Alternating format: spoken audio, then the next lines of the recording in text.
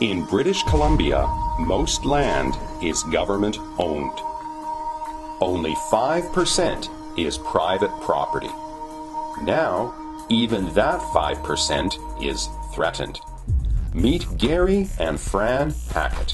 For 50 years, the Hacketts owned property in Vancouver, occupied by a gas station, then later, general commercial buildings. In 2011, the Hacketts tore down the existing buildings with plans to build affordable condos aimed at first-time buyers. But before development could start, the provincial government told them they needed to conduct an archaeological dig in case Aboriginal bones or other artifacts exist below the surface. Although the government ordered the archaeological dig, property owners are required to foot the bill.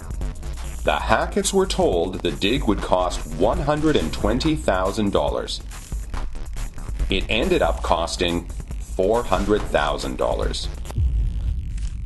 The Hacketts aren't the only property owners caught up in this expensive and Byzantine government regulation. Across BC, other private property owners have found themselves in the same situation.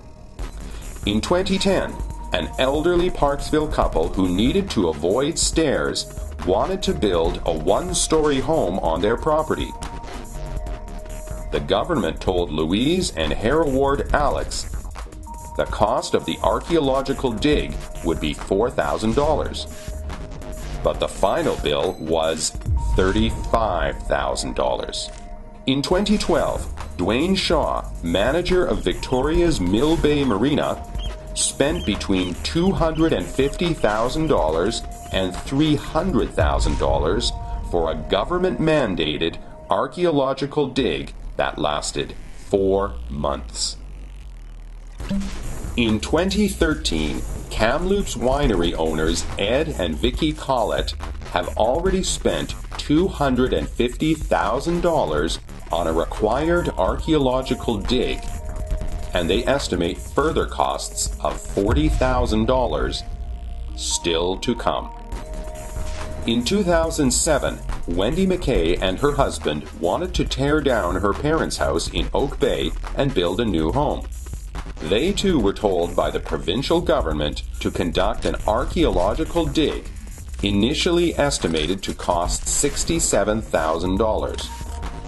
But once the dig began, the couple were told an additional $50,000 was required. So the McKays took the province to court. In a 2013 landmark judgment on the McKay case, the Supreme Court of British Columbia told the province it was out of line. Justice Laura Garreau found that officials in the Ministry of Forests, Land and Natural Resources had no statutory authority to demand private property owners to pay for archaeological digs under any circumstances. But the province is appealing. The BC government labels 40,000 properties as archaeologically protected, with 11,000 added since 2005. But the government claims it doesn't know how many sites are privately owned, which means anyone could be hit with an expensive bill. And the government won't list archaeologically protected sites on land titles registries. Meanwhile, the list of private property owners forced to pay for government priorities grows. Learn more about how governments are threatening private property rights in Mark Milkey's book, Stealth Confiscation, available at www.fraserinstitute.org.